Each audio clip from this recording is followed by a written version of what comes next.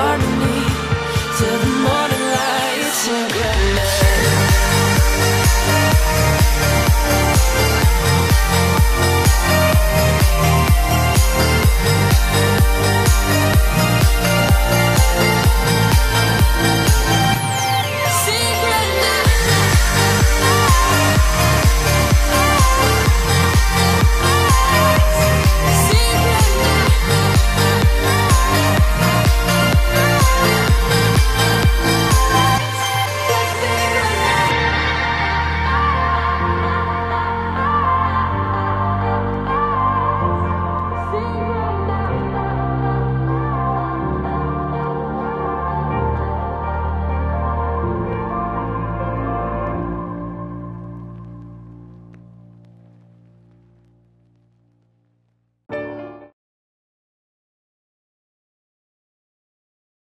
Welcome back to the Irish Collegiate Championships Division 2 final, and Rob, we have a series on our hands. I mean, DCU looked like they were going to knock it out of the park potentially with that game one, but NCI showing that maybe it was just the one game, coming back so much stronger.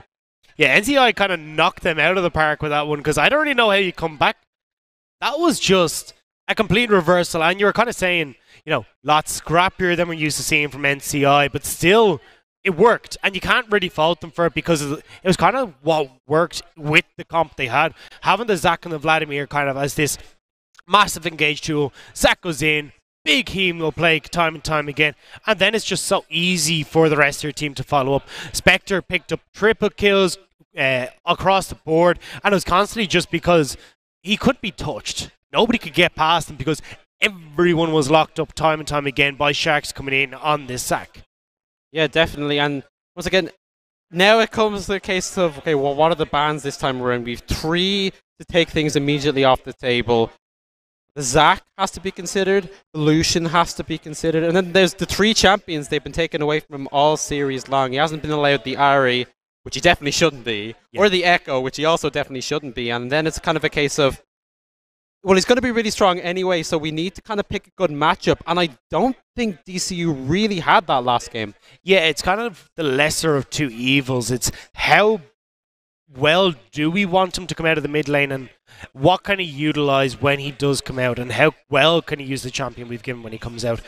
The Vladimir did super well in the laning phase, was good when it came to team fights. He was still kind of scaling up, but even then wasn't having the biggest impact, but he didn't need to. You had the impact already there with the Nar, with the Zac. It was the engages they were getting off with the Tempered Fate as well, because don't forget, we kind of, we didn't pick him out, but Meep's Bard ultimates were crazy good. I mean, consistent picks across the board. I think you're right. We didn't kind of give him enough credit for that, because those Bard ultimates were time after time on point. Like, he would have like a couple of pixels between, that first one, stupid, where he was so close to hitting the Zac, but he just managed to get it to safety. And it's like, how do you hit it just that on the money? And I mean, is that something you take away? Because that has to be something that NCI see. It's like, okay, we could definitely run this. We can run this Lucian Bard lane, and they clearly don't have an answer to deal with, especially because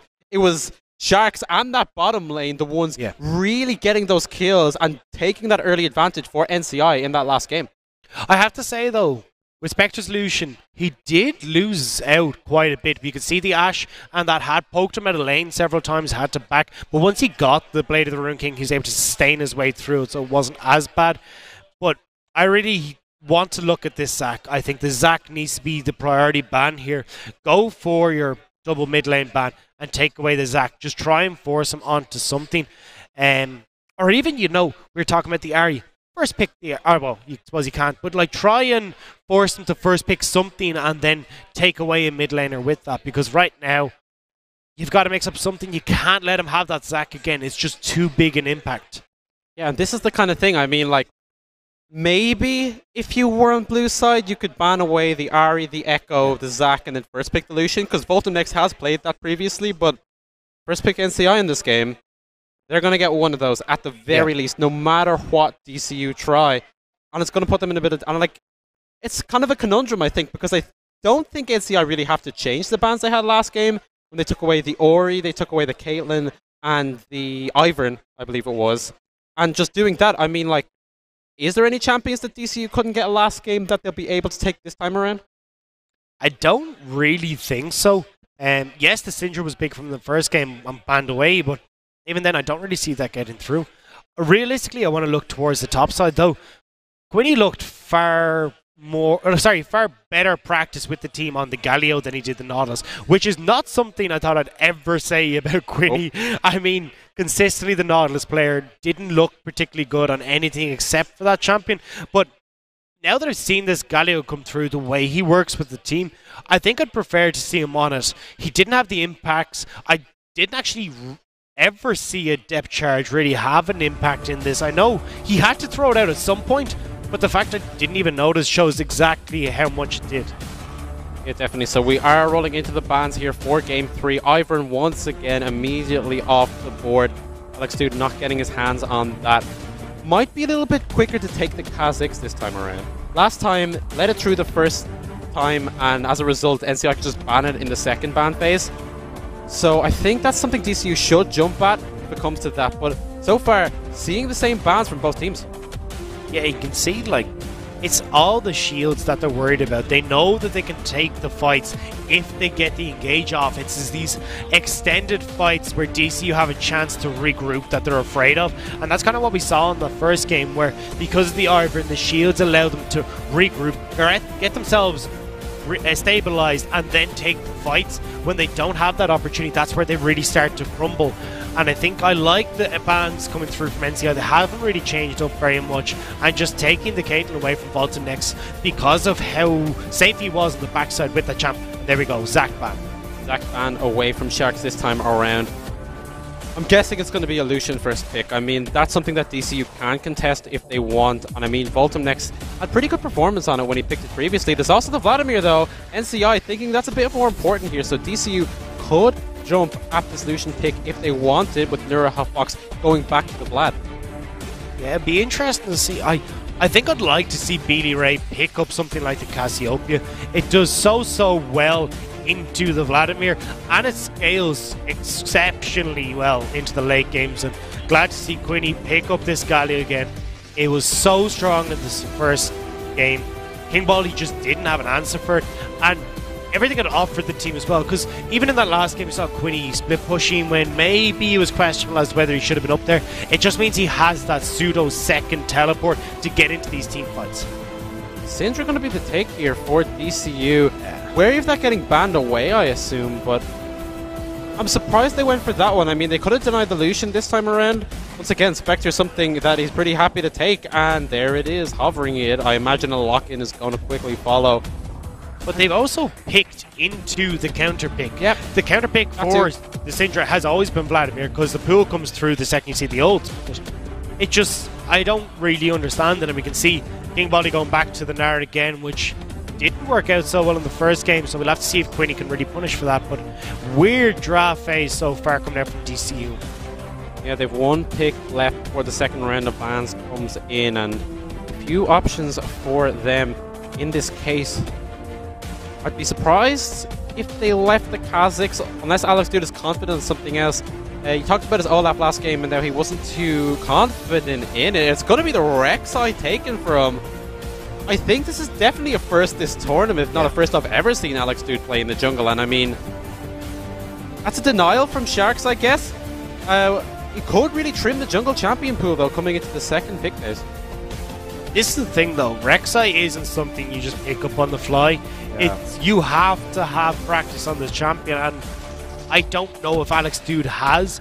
But if they can put it off, it really does shut down Sharks' champion pool. His kind of fallback now is the Olaf, but we saw that in game 1. Struggles into the Galio and this Syndra because it's so hard for you to follow up with him. So could definitely see a bit of a pinch on this jungle. Right now we're looking at the supports. Fiona going to be banned away. Lulu going to be banned away. Wasn't surprised to see Karma come through as well, and just really denies as much protections as possible for Voltum Next and Spectre respectively.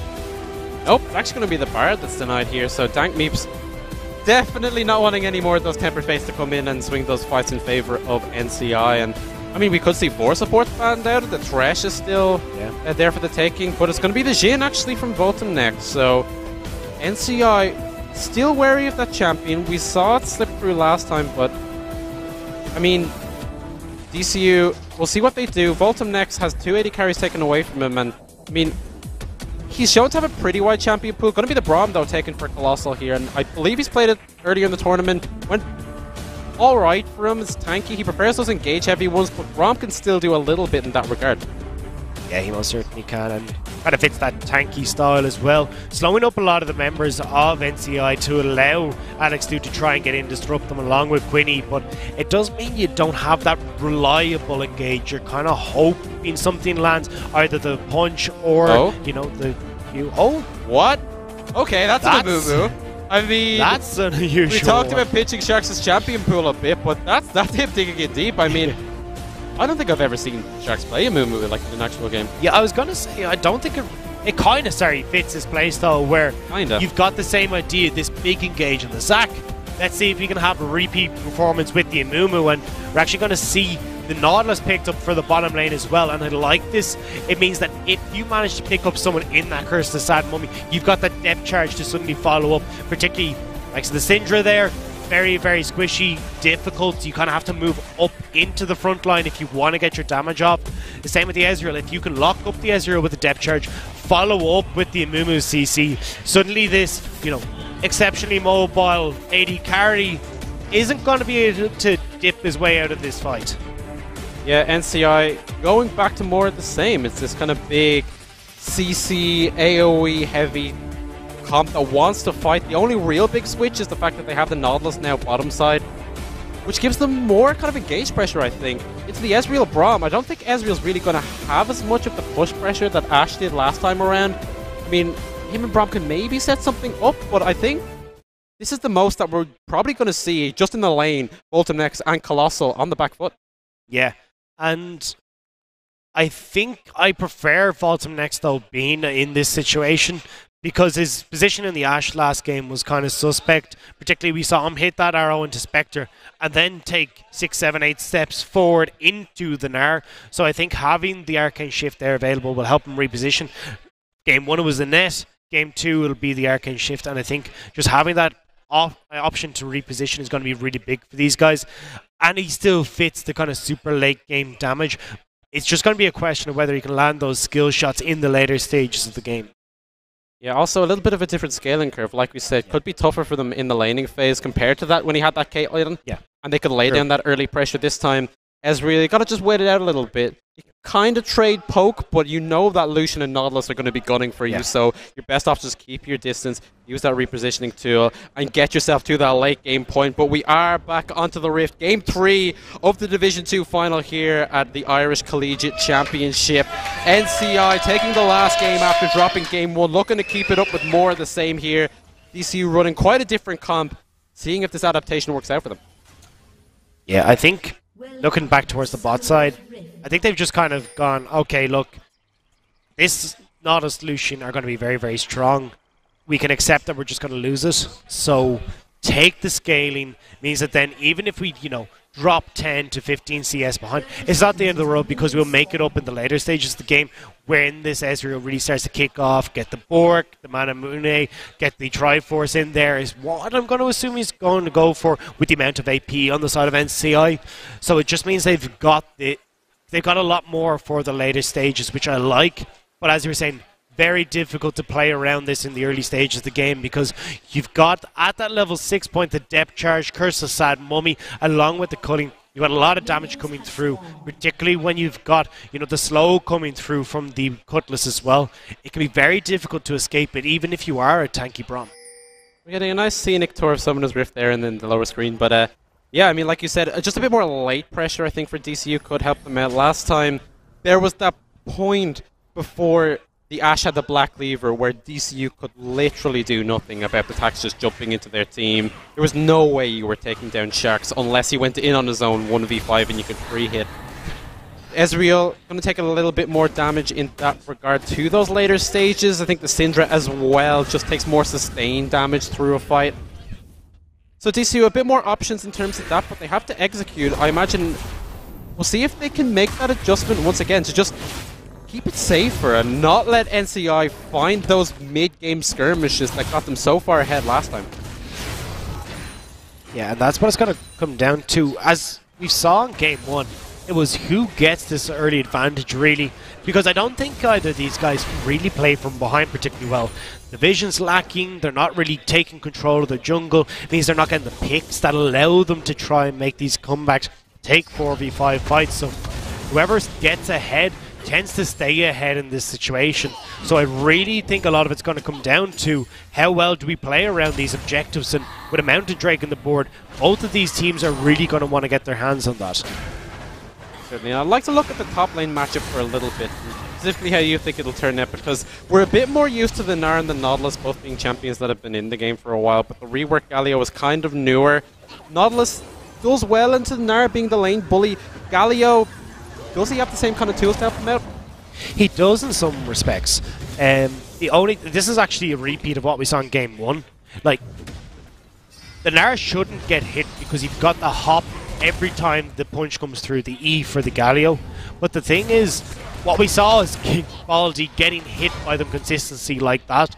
And when you get hit once, you've got the taunt to follow through, and in comes Alex, dude, and a lot of quick damage onto this Vladimir. Pool is going to be there. Flash available as well. Is he able to get to safety? Flash forward from Billy Ray. More! Oh, no, it's not enough! The Vladimir, same as last game, lives by the skin of his teeth. Sharks, though, looking to see if he can get something out of it, but they're just going to turn the damage onto him. Bam flash! Over the wall. DCU going to follow him, and Sharks gives over first blood to Billy Ray Dyrus. I don't know why he went in. Neurofox had escaped. Nobody was particularly low. Takes the bandage toss and the flash. I don't want to see this again. No. This is the Valkyrie's playing in his head. Don't like, slow it. No. Can we go to my screen again? Can we go to my screen again? But, oh, no. That is definitely a sad moment. Like ICC 2017, never forget. Poor Sharks. Oh. I mean, as well, giving over first blood to his big rival on the other team. Like that's got to sting. And we'll see how it affects the mindset. Alex Dude, though, looking for a gank topside. King Baldy, though, was in a good position and about to transition to that Mega Gnar form. So Alex Dude, maybe a little bit of a reach from him there. I like how active he's been on the map, though, because in the last game, the Olaf got really fed on farm, but he wasn't able to do anything with it. This time around, we're seeing Alex Dude go for a much more aggressive style, picks up, the kill in the mid lane, putting the pressure on the top side as well. It's a much better playstyle for Alex Dude. I'm glad to see him bring it out again. Yeah, definitely. The early pressure. Oh, like I said, got that first blood, and I mean, if he keeps it up, it's going to be tough for NCI to match him, especially with Sharks now kind of having to go back to farming. I think you want to just chill on the ganks until he hits that level 6. So I say that he's setting up for a lane gank in that bottom side of the map. With Voltimnex and Colossal already very pushed in, so NCI are going to have to be careful and meticulous about how they set that up. Yeah, they certainly will. Again, King Baldy taking so much damage from those Winds of War. Really needs to be careful with the damage Quinny is putting down. Because right now he's not really respecting it. And as well, he's not really answering for it, not getting those triple procs off to really get the damage down. So every time he's getting whittled down more and more by these trades.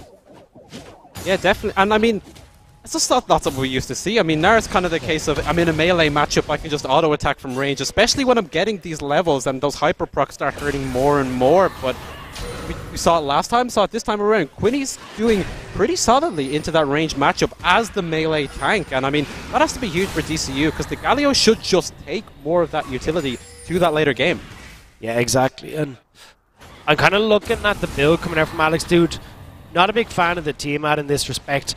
Yeah, we're kind of seeing Cinder Hook junglers fall off, but at the same time, you have a lot of damage coming out. Galio, big in percentage health damage, means he's a surprising amount of damage as we get into the later stages of the game. Syndra and Ezreal are churning out the damage as well. You don't need to get more damage. Yes, you got the assist, but just take it safe. You're the engage tool for your team. You're going to be in the front line. Make sure you can withstand that. I think the one situation in which it can work out very well for them is if he keeps up this big early pressure.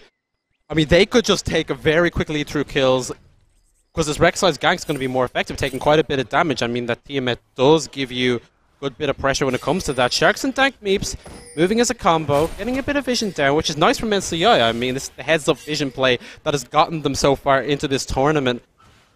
And the fact that they're going back to this is actually kind of, you know, just relieving a little bit of the doubts, because they haven't really been going to that in games 1 and 2. But I think Sharks and Dank Meeps maybe just regathering themselves after the last game, big confidence builder, and going back to the style that suited them. And I like that they're doing it right as they're about to hit level 6 as well. So it means that the pressure on the map increases tenfold. You can't really let yourself get locked up in the mid lane or in the top lane either. So by securing this vision now at this critical point, it means that then DCU have to play far more scared, but Quinny says none of Quinny that. looking for the Ton of the King, Baldy and Mininar. No way you are surviving that, Quinny. Happy to tank the tower. Solo kill in the top lane. Yeah, with that vision control being gone on the bot side, it means Quinny knows that there's no way Sharks has made his way back up to the top side, free to go for the dive, and that's just the pressure that's been building slowly and slowly in this lane. Quinny has been whittling him down consistently, and now he's going to get some good damage onto the turret, along with Alex Dude, free to invade for this blue buff, because there's no way Nar can get up there. Yeah, looking to maybe take this away. Actually, we've seen, as soon as I said that, I thought about the blue buff he left on the Ivern earlier in the series, but it's going to go back to it, deny it. I imagine it's the Moo that wants to take that at this point in the game, just to kind of keep up with that clear, but not having it, going to hurt him just a little bit. Alex Dude happy once again to take away that steal. Throughout the series, he's been timing these invades very nicely. Yeah, and as well, when you got the Vladimir there, it's not the end of the world. It'd just be nice in the Amumu, but still good to just take away as much XP and gold you can in these early stages and get that snowball going. Yeah, certainly so. Right now, DCU coming to 9 minutes in, have a little bit over a 1k goal lead, which isn't insurmountable, especially like at this early into the game, most definitely. But even so, I mean, a lot nicer signs from them. NCI, I think, should be kind of trying to look for these scraps that got them in such a good position in Game 2 around this point. Get Sharks towards that bottom side of the map, especially with Curse of the Sad Mummy available, and let Spectre and Dank Meeps help them out. Sharks looking for something mid lane, actually. Nura Fox going to be dropped low, but suddenly NCI out of nowhere. No way Billy Ray Darius is getting away. I say he's that, but Alex Dude coming in the mid lane, maybe forcing the turnaround. Heroic entrance from Quinny, big knock-up. In comes the true shot for Ash to maybe help them out, but Dank Meeps, the first kill of the fight, onto Alex Dude, and Sharks now doing the damage here. Colossal. Oh, the Glacial Fissure, just like a little sting on the side. But overall, NCI come away with that with the only kill. And this is what I was worried about when you go for that Tiamat. You don't have enough damage there, health and armor there to really deal with the damage that's coming through. Like, look how fast Rek'Sai gets melted in the later stages. Billy Ray goes aggressive, but it's a good bait from Nurfox. He knows he's got the support there, so when Billy Ray goes forward with no mana, that's when they go in. And nice by Dank Meeps to predict the flash. And then Alex Duke goes in. Yes, you've got the extra sustain coming through because you've got that reduction coming through with the heroic entrance, but he just gets melted. And that's just a Vladimir and Sharks. There's not an awful lot of damage. And yeah, Glass of Christ. He tried. He definitely tried. A for effort, you know. It's not at the winning, it's the taking part that counts. But I mean, yeah, LCI, like I said, just go back to these fights and group your members, and they come away with the kill once again. They close up that goal lead a little bit, which, like I said, still really not that much at this point. And I mean, it's these ropes from Dank Meeps specifically, I think. Like, we saw him with Spectre move around last time, but at this time, on a champion he's less comfortable on, not shying away from making those moves towards the mid lane, and working out for NCI time after time. Yeah, and it's really good to see that the pressure they're putting down, like the communication between Sharks and Dank Meeps, definitely wasn't there in the first game. We saw it on the Bard where the Tempered Fates were thrown and instantly the entire team was moving. So it's good to see that now in this Game 3, where it is starting to get these crucial points in the series, that they're still working as a team and putting that pressure on the mid lane. We were talking about Sharks usually goes towards the mid lane. We're not expecting this much attention there. Yes, certainly, and I think this time around he hasn't really sacrificed a ton of farm to do so. Nurha Fox once again caught out by a combo, but this is the thing, you pick the Syndra into the Vladimir, Syndra can't do that bursty thing that she does, you know, where she hits the combo and then suddenly you're boom, you're gone. Vladimir able to live through it and then just sustain back up, and I mean, what's Billy Ray really supposed to do in that scenario? You shouldn't, for one, be using that ultimate at all on the Vladimir. You can see, completely got him low.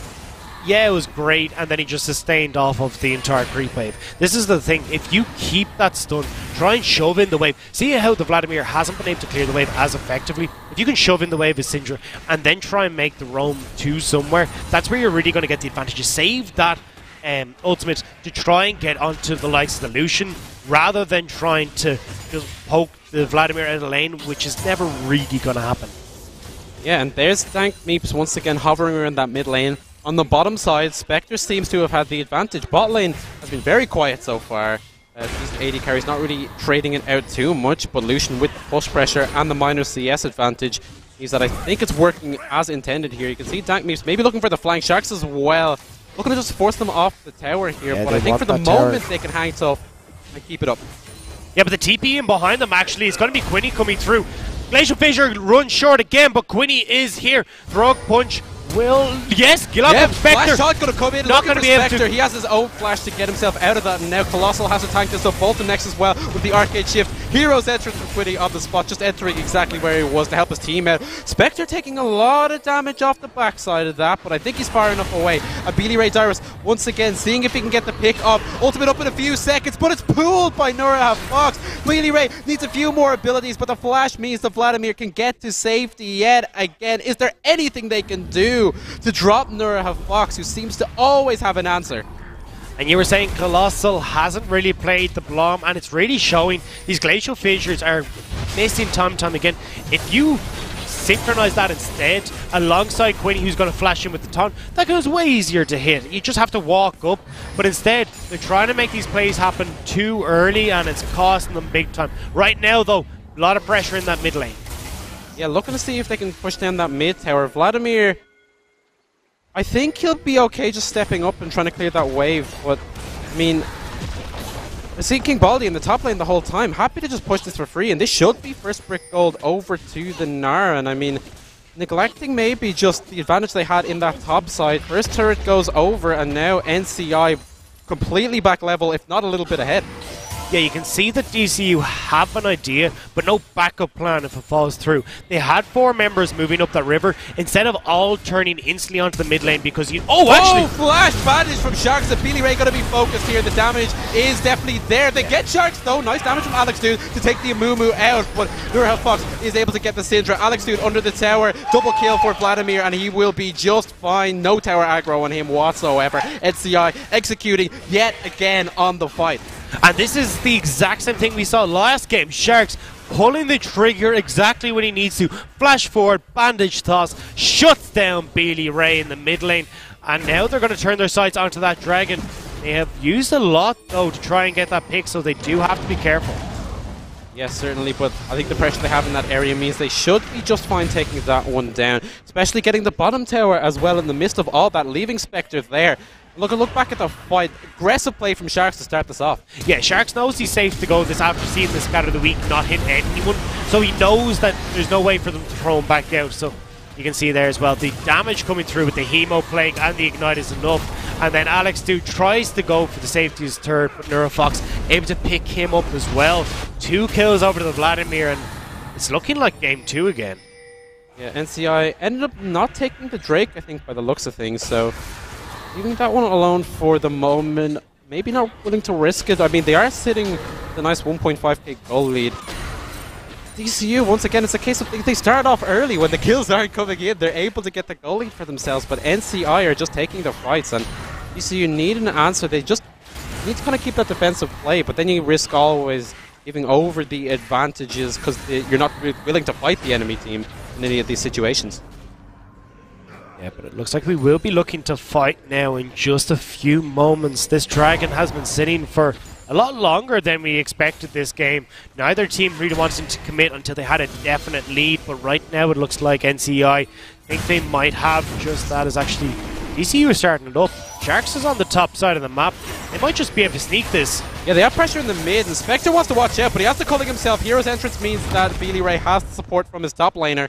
NCI moving members over though. That Drake is going to be secured by Alex too. King Polly though going to jump into the pit as the fight breaks out. Dank Meep's looking for someone to engage on. Might have to turn on to Quinny. Beely Ray trying to have an impact from the side of the fight, but the low health bar is going to make it tough for him. Team-up play going to connect onto 2 here. Nurho Fox ready to run. Rapid Colossal should be the first one to go down, and Nurho Fox will take it. Quinny CC'd and focused down. King Baldy taking out his top lane opponent. Drake over to DCU. 2 kills over to NCI.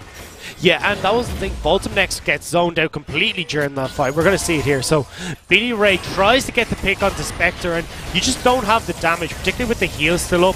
He isn't able to go aggressive because of the heroic entrance, and yes, the dragon goes over. But watch, King Baldy gets into the backside, zones 3 members away because they can't go in against the Gnar, which means NCI are free to go in. Beely Ray is off the top side, unable to do anything with the ultimate down, and the entire time, basically, it's Baltum next not able to auto. Spectre is basically the same, but they've so much damage coming through from Sharks, from King Baldy, and Neurofox running rampant.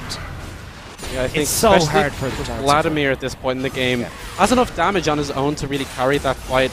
When the Lucian is kind of taken out of it, your AD carry obviously is going to come in more and more in the later game when it has that extra auto attack damage. So Spectre was happy just playing it safe and letting his mid laner do a lot of the work in that scenario, and NCI just fight after fight, extending the advantage they have. The Mountain Drake is one thing that they may have to keep an eye on, but even so, have to be happy with how the first 18 minutes of the game have gone.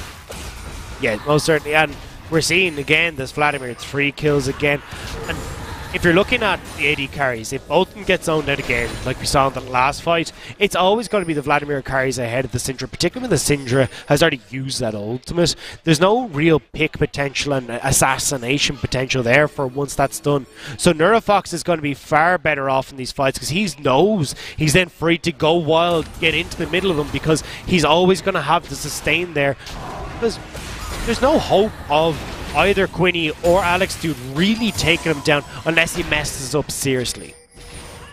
Most definitely. DCU have a few members looking mid, still pushing for that first tower. All their own outer towers are down, so the map control more so in NCI's favor. And you can see them looking to step just a little bit into the enemy jungle, get those wards down, try to get the information. First Baron will be spawning in just a little bit. Actually seeing if they can nab away the Rift Herald. I don't think there's time. Before the Rift Herald time's out here, but like I said, I don't think so. And DCU, close by, really makes sure that they can. And they might just be giving over mid-tower for this. Not sure why they made that call. Baltum next though needs to make the escape. Actually catches out Beely Ray with that, and the lockup comes in. Nurha Fox now on a rampage. Queenie's hero's entrance. The hero just a little bit too late to the party. Baltum next does get Sharks, but DCU have to watch the health bars here. Baltum next trying to do the damage on the side, but I don't think it's going to be enough. Colossal the focus and falls for the second time this game to Spectre, and NCI another fight win for them. They did lose that mid tower though, so I'm not sure if it is totally an advantage. Yeah, but this is it. Time and time again, Sharks is finding a carry to lock up, and it just means it's a lot easier for them to shut this down. Don't really have the wave clear here. Relying. Oh, Alex, dude, maybe just going in to go towards the wave and punished for it. Up, there we go. Nurha Fox unstoppable. 5-0 and 3. Perfect KDA. 100% kill participation so far. This Vlad is clean. And this is why we say you need to be careful with your wave clear. You can't go aggressive like that. Oh, actually, for that reason, but that is an AoE stun. Okay, yeah, that's gonna scare NCI off of that one completely. But man, I mean, like you said, DC, that's just shades of the last game coming back in. I think Alex, dude. Well, I'm gonna step forward here and go back to the fight. Nice once again to Sharks to start it off.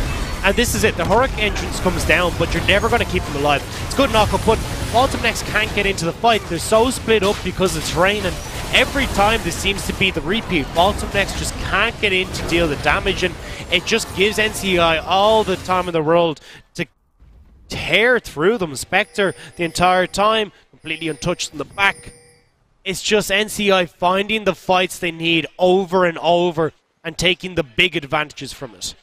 Yeah, and speaking of Baltum next, he's still waiting on a good bit of that damage. I mean, look at the items he has in the inventory right now.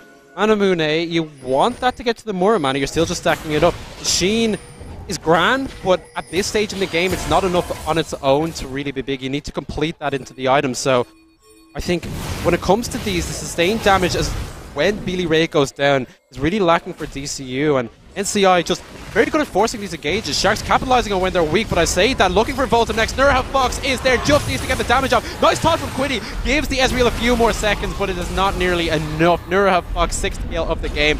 Quinny, is there anywhere to run? I don't think so. The CC should be there. Maybe run at Sharks to see if he can catch him, but Sharks is happy just standing back and saying to Nurha Fox, you know, you do you. Then comes in for the kill steal right at the end. 2 more on the board for NCI. Yeah, we have reached the 20-minute mark though, so could look at towards Baron, but it looks like they're actually going to set their sights on this mid lane. It's only the Syndra there, but she has so much wave clear right now. It's going to be very difficult to break this siege. You can see also Alex Dude is there in support, but Sharks off on the side. Does have the Curse of the Sad Mummy available. It's a bit low, but I think if he can get this going, he'll be happy to give his life for it. Now NCI just kind of fumbling around, not really looking as decisive as we did in the last game, but we can see here, yeah, Sharks goes in and Baltimore next thinks he's safe with Quinny, but they can't answer for Neurofox because there's just no way to stop the damage coming through. And yeah, Neurofox is becoming a major thorn in the back of DCU right now. Yeah, we actually see a bit of a scrap maybe developing over this break. Sharks once again looking for the engage. Curse of the Sad Mummy onto the front line here. Kick in the back line, going straight for the carries and locking them up. They are looking to get Sharks to start off the fight, and that's going to be a kill onto Alex Dune in response from Spectre here. Quinny tanking up at the front and living for quite a while, but his team just isn't putting out the damage. They're able to get King Baldy in the end. Both top laners down, both junglers down, 2 for 2. Yeah, but they do get the actually. Oh, might be more. Nurha Fox gets the Syndra, gets the Ezreal, will get the Braum or give it over to his AD carry. NCI's mid laner putting on a clinic. 9-0-6. This Vladimir is huge. Nurha Fox, you can't stop him. Nope. He's just going back in. They weren't even trying to fight. It was just like, oh no, I'm gonna fight. It's just, at this stage, it's kind of like, stop hitting yourself, but NCI trying to go in here, and that's it. See, Beanie Ray flashes, which ended up bringing the depth charge through everyone. A big heroic entrance, ends up knocking up several, but King Baldy's also hit a big Gnar in the back line, so he ends up locking up just as many people, and then you can see Quinny trying to be the beefy tank in the front line. And Baltimex is trying to do the damage. He's put off an awful lot of auto attacks, but he's just not quite at the items that he needs yet. And then the Hemo play coming through that pool as well. Dodging the stun was massive. Baltimex just doesn't have the damage at this stage. By the way, NCR are like backing off, and then you just see Nurha Fox there like, oh yeah, I do 1 billion damage. And just 2 seconds, guys, I forgot something. Yeah. It's a double kill. Yeah, one for you as well, Spectre. You know, you just ride on my coattails here. Yeah. But I mean, like I said, he's had to do a lot less this time around than we saw in the last game, because this Vladimir has just been given everything he's wanted all game long. The Sharks just waddling away in the Amumu, not wanting to get caught out. DCU wary of overextending for that one, I think, so not choosing to commit overly. I have a bit more pressure mid lane. Nurha Fox on his own. They're going to get a bit of damage to start this off, but the Vladimir, you have to remember, he is huge, and the Hemo flank going to be able to drop Beely, Ray, Dyrus, but he gets to the back. They're able to get Dag Beams to start this off. Sharks the next one to follow. Volta next. Now in a good position to put out the damage in this one. Needs to get to safety. Spectre leading the charge here. Should have a bit more damage than the Ezreal, but Volta next can get the distance. Stand back. And 2 unanswered kills for DC almost out of nowhere. Could be more heroic. The Alex Dude going to be able to have it there. The combo is there. Alex Dude shuts down Spectre. Now Nurha Fox and King Baldy on the run, but there's nowhere to run for the Gnar. 4 for DCU out of nowhere. Nurha Fox, the only one left standing for NCI. DCU look like the fight is going horrendously, but out of their back pockets, completely pick it up. Nurha Fox pushes in. He knows that he's able to survive what Beanie Ray's going to throw out. But even when Sharks goes in, Spectre's not there. Gnar's on the bottom side of the map. It's a 3 versus 5. And even then, look how close this was regardless. Barely escaping the backside for 2 members of DCU. And then it's just the re-engage here with Spectre. Does go a bit too far forward. And then you can see they tried to just breathe basically here. Nice flash in. Called alongside Quinny with that ultimate. That was just beautiful. And Balsam next, the last mystic shot to seal the death of King Baldy. Yeah, we saw on the small screen, Billy Ray like, hey, maybe I can, ruin this KDA, and Fox was like, nah. Yeah, 10th kill of the game, and I mean, they're on Baron, Syndra's not there. This could work out pretty well for NCI. They have all the big ultimates up, so it could work out well. Now they're looking for the engage. Colossal is focused, and this has to be it. There's so much damage coming in so quickly. Fox now, legendary. Shark's going to be focused up to the front again, but now this Amumu is tanky enough. Spectre able to take out the Rek'Sai. Boltum next, hooked back in. Dagdeep with the shutdown. Gwynny, no one there around. Billy Ray, can he pick up anyone off the back? Doesn't even want to step too close. He knows he can't get anywhere near this Vladimir. And NCI just 4 more kills straight to Baron. Yeah, that pickup. Oh, actually. Oh no, he's not able to get it. The pool comes in. One more ability. Shut down. Perfect KDA ruin. But I mean, NCI going to come away with the Baron, I think. Look at those health bars. Yeah, they can't do it. Sharks is too low to tank. Dank Meeps is gone for a very squishy build, and there's no one really to tank it. With Vladimir going down, that's actually massive. Neurofox needed to be the one to tank the Baron because he's got the sustain. Big error coming out for Neurofox there. Okay, I'm looking at this. NCI are taking the majority of these fights. They're getting a lot of kills off of this. It has been a long while since they've really been able to turn it into objectives. I'm not sure when the last tower they took was, but it was a good while, close to 10 minutes ago, if not over. Yeah. The last thing they got was that Infernal Drake. You see them, they're trying to pressure for Baron, but they never come away strong enough to take it here. And DCU are getting more and more back into these fights. NCI still in control. We saw them take that fight at the Baron pit, and once again just capitalizing on DCU stepping too far forward. But a few small doubts creeping in here for an NCI team who had a lot of momentum around that mid-game stage. And this is the thing. Every time they fight, Boltum next is getting stronger and stronger. He's consistently putting out damage. No one's really been able to get onto him. Has that Blade of the Rune King complete. Is working up towards the Phage to finish off the Triforce. When that's complete, this is going to turn into a very different story. These fights are going to become a lot more even because, as you can see, Sharks only has Magic Resist. No armor completed whatsoever. King Baldy, no armor inside either.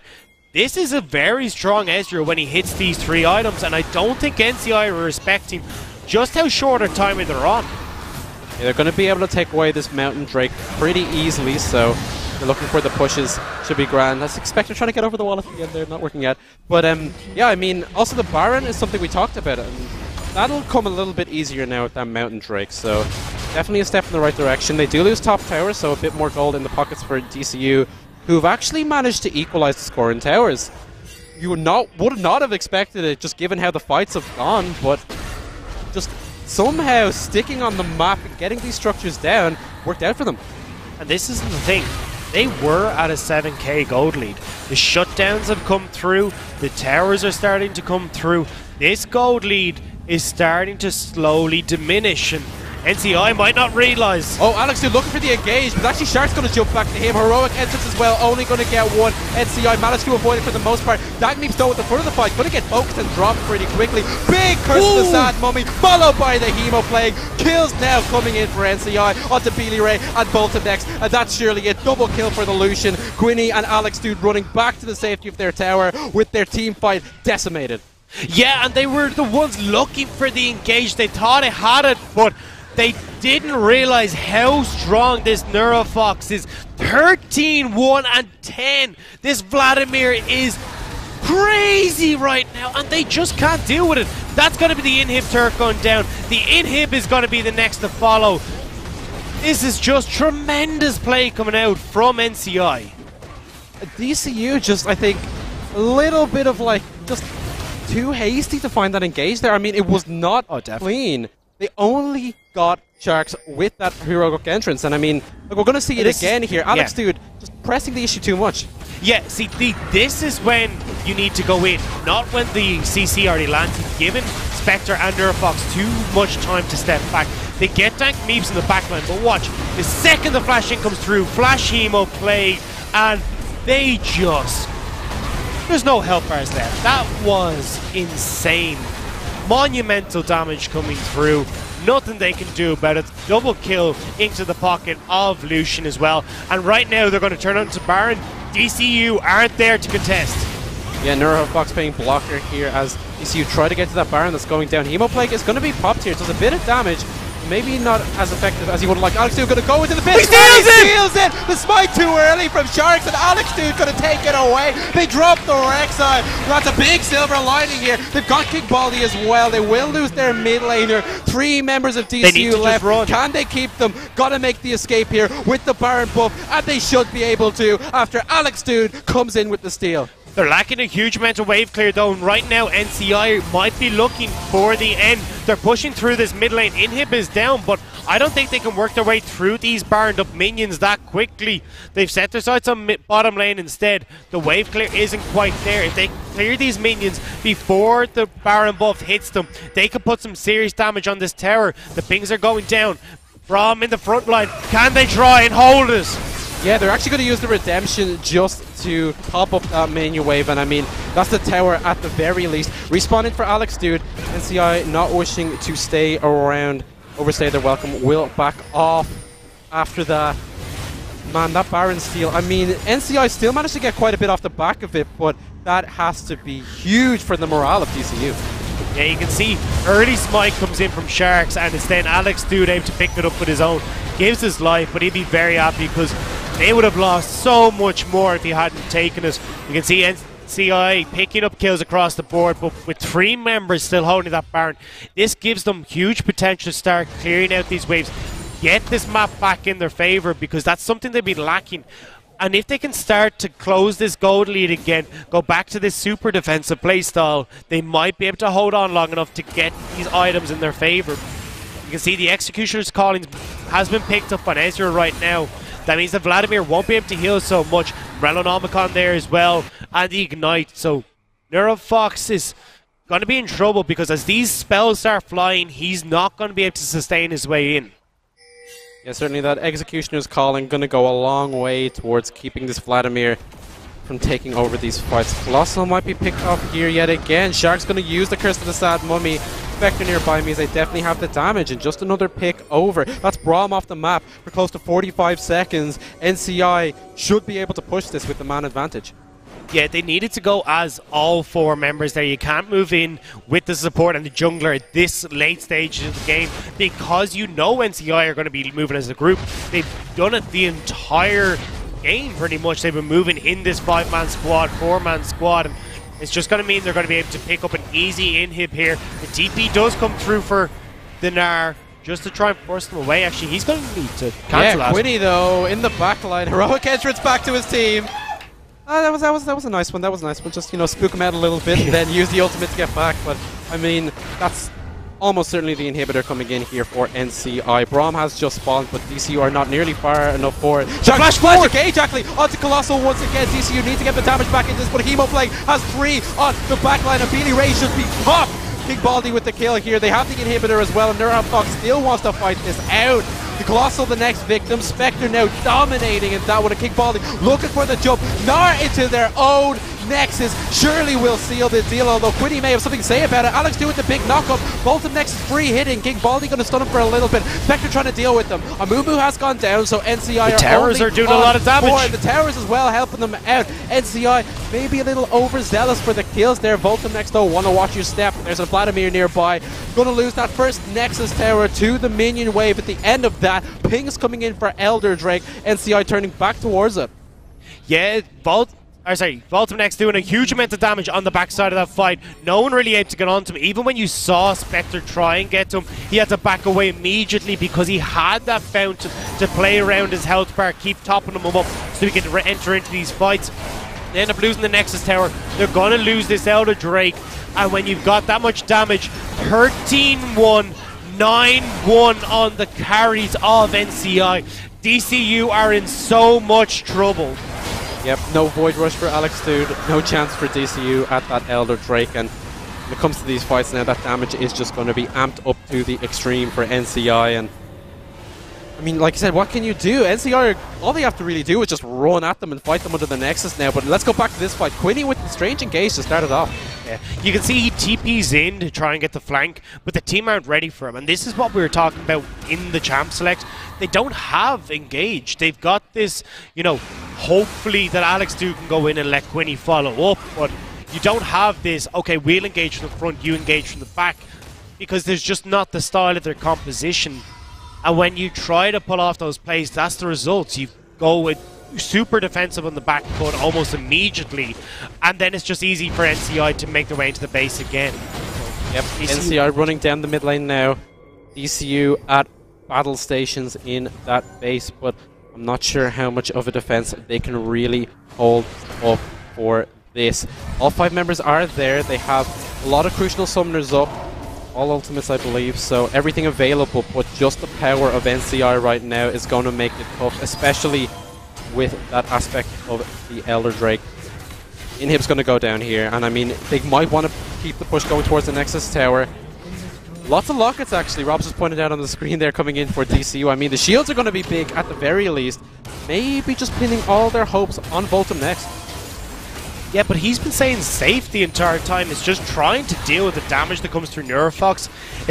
It seems like, okay, Hemoplay goes down, pop everything. Oh, looking for the flash engage into this one. Heroic Entrance going to provide a little bit of defensive support. Shark's already pretty low. 3-man ultimate. The Spectre is now free hitting at the back. They do get both up next. That keeps doing the work. And that is 3 kills for NCI. Gonna get a 4th on Nobili Ray. Quinny trying to flash back to his fountain, only to see his base fall. And NCI, they had to sing for their supper, but they managed to fight it out and end the game, and are now 1 game away from being the Division 2 champions.